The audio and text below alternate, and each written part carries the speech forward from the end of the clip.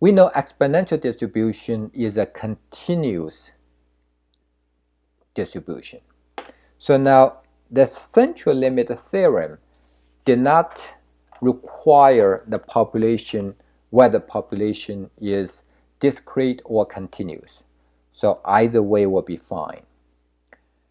So if we use Excel try to simulate that, we need to find those sample which is x. So let's give one. Let's find that x value. So if x, the sample x, follow exponential distribution, say we the exponential distribution with the parameter of lambda. From the exponential distribution, we know the mu of x, the mu of population, will be equal to 1 over lambda, and the sigma of the x equal to 1 over lambda 2.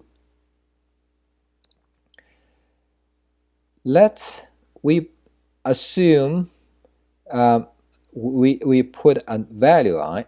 Let's see a lambda equal to 10. So in that case, if lambda equal to 10, that means mu x will be equal to 1 over 10, and the sigma of x will be equal to 1 over 10 as well. Now, in order to create many random variables that those variables follow exponential distribution,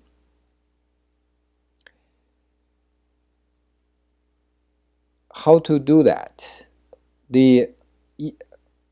Because if x follow exponential distribution, we know cumulative failure function or cumulative, the fx will be equal to 1 minus exponential negative lambda x.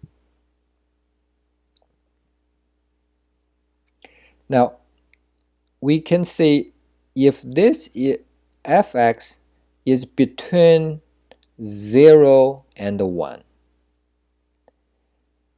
if we make the fx is a random variable between 0 to 1, we can find all the x value. That x value will be the random variable that follow exponential distribution. So let's do a transformation. So we see move this to the left. E of lambda negative lambda x will be equal to 1 minus fx. Then we can take a natural log of that. So that will be negative lambda x will be equal to natural log 1 minus fx.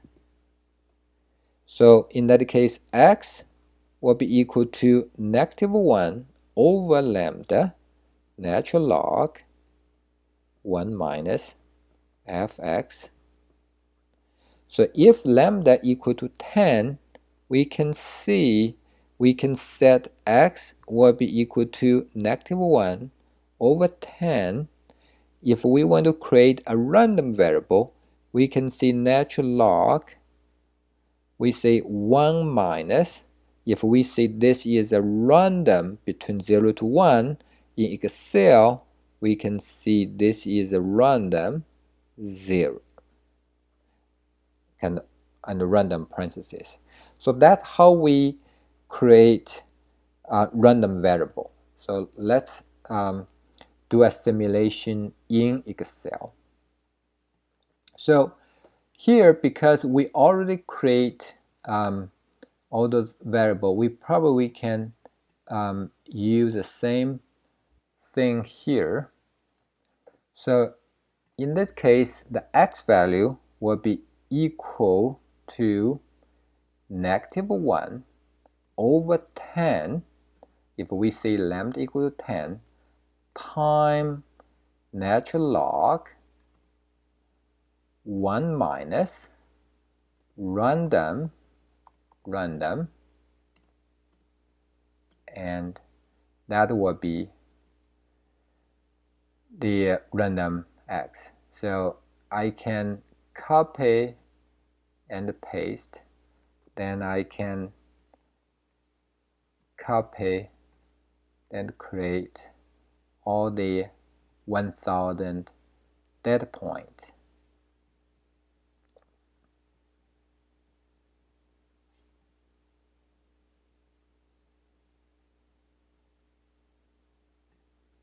That will be paste. Now you can see this is the sample mean of these two values. So assume this is one sample size of 2, we calculate sample mean of that. This is the distribution of the population. Supposedly this should follow exponential distribution. We will verify this data in JUMP.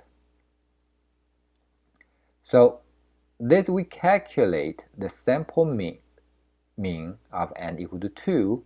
With all the 1000 data point, we can create the distribution of the sample mean. Follow the same step that we can create the sample mean of n equal to 5. That will be equal to -1 over 10, the lambda equal to 10, times natural log will be 1 minus the fx, we see the random, and so that value. Now we can copy, paste, then we can copy paste all the value here.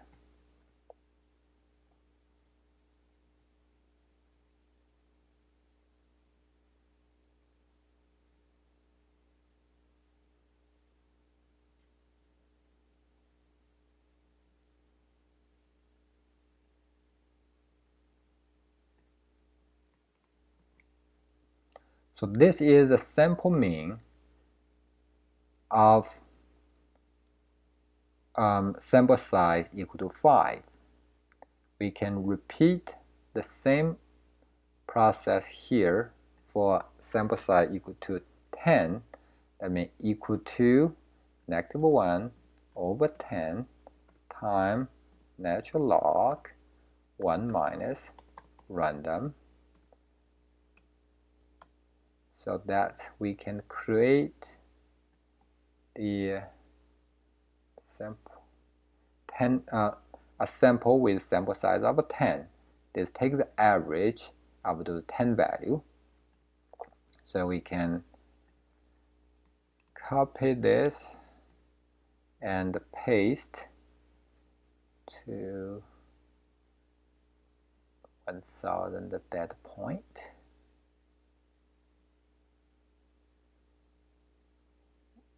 We select 1000 data point because we want to create a distribution with a reasonable number of data, so it can follow a distribution. So here we want to create a sample size of 30. That will be equal to -1 over 10 times natural log will be 1 minus random. So we see this is a copy of the 30 data point. Paste. Then we will see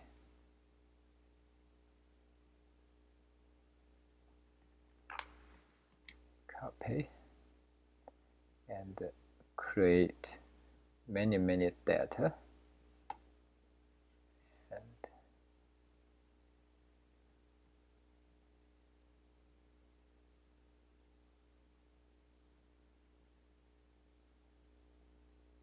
For the 1000 data.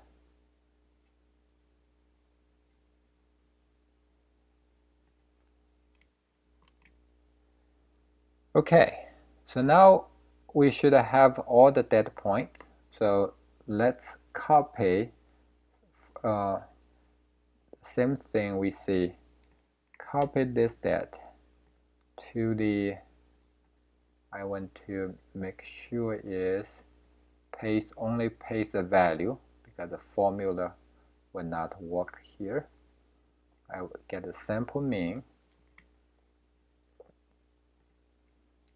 This will be paste special, only paste the value. And I move to sample size of 5.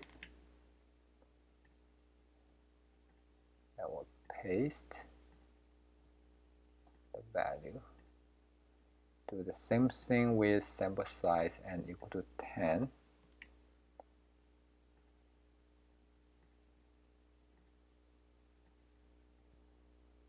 Value.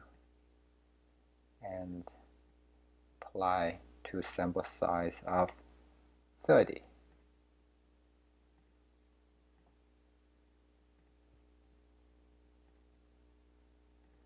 So now I have all those data points. Then I will copy to jump. Let me close this.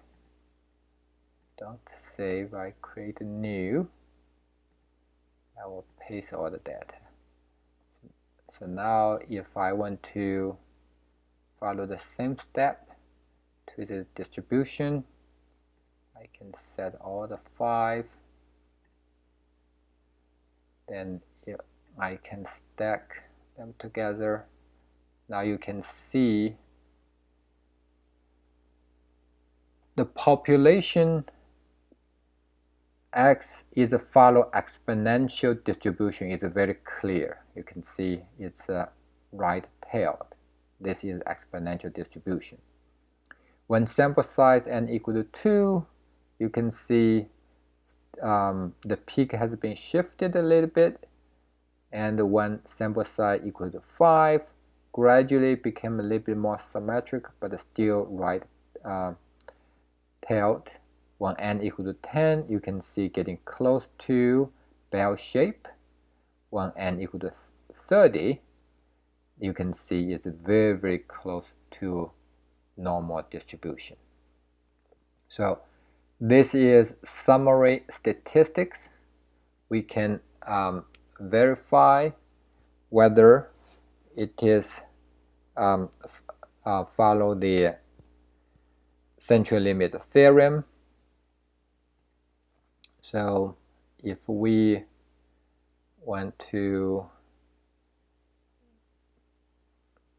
I can use the space. I can erase this and create a table, very similar table as before. Then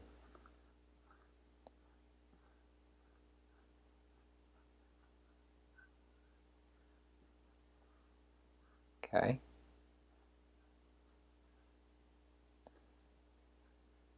So if I want to say this is the mean, this is standard deviation. For the population, we know that the sample mean for the exponential distribution, when lambda equal to 10, this will be 0.1 or 1 over 10. The standard deviation is 0.1 as well. So let's say the sample with sample size of 1000. So we use the sample mean to estimate the population mean, and the sample standard deviation estimate the population standard deviation. So in this case, you can see this value. This is for the n. So it's very, very close. This is very, very close. So it's a 0.0988. So 0.0988. So it's very, very close to 0.1. And for the standard deviation is very close to 0.1 as well, 0.100. So it's almost the same. So we can see that X bar for the 1000 data is very close to the population mean of X. The S of the 1000 data, it is very close to sigma of X. So that is same. Now, let's see for the sample, the distribution of a sample mean when n equal to 2. In that case, the mean of that is 0.0953 and the standard deviation is 0.06880. When n equal to 5, if we move here, when n equal to 5, the mean is 0.102, is very similar. The standard deviation is 0.0478. Now, you can, if we move this table a little bit here so we can copy the data, erase this. Okay, so this is a 5 when n equal to 10. The mean is same 0.0991, is very close to 0.1 as well. The standard deviation 0.0302. When n equal to 30,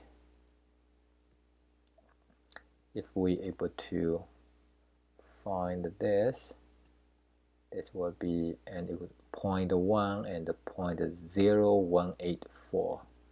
So I mean 0.10, this will be 0.0184. 0.0184. So now you can verify whether this value will be close to 0.0, which is sigma of X, over square roots of 2, whether this value is close to 0.1 over square roots of 5, and this value whether it's close to 0.1 over square roots of 10, and this value whether it's close to 0.1 over square roots of 30. So we could calculate that in the Excel. So if I make a little bit bigger, so we see here, if I move this to this side, this will be equal to 0.1 over square roots of 2. So that value equal to this value equal to,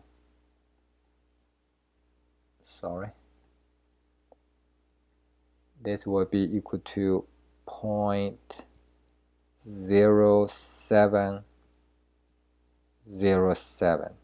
So it's a little bit off, but not too off.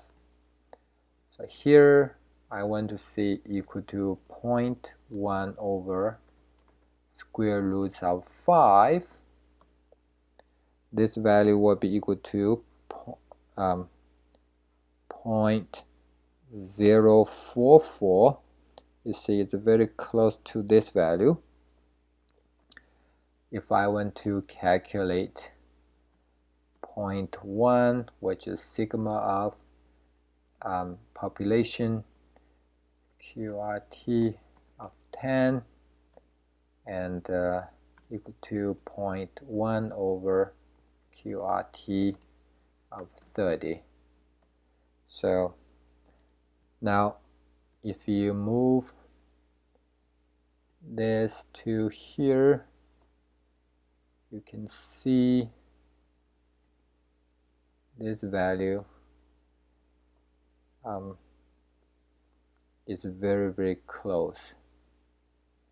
So this will be supposedly calculated value will be 0.032 or 316. This value is very close to here. This value will be 0.0183. It's almost identical to here. So that's how we prove central limit theorem. Thank you very much.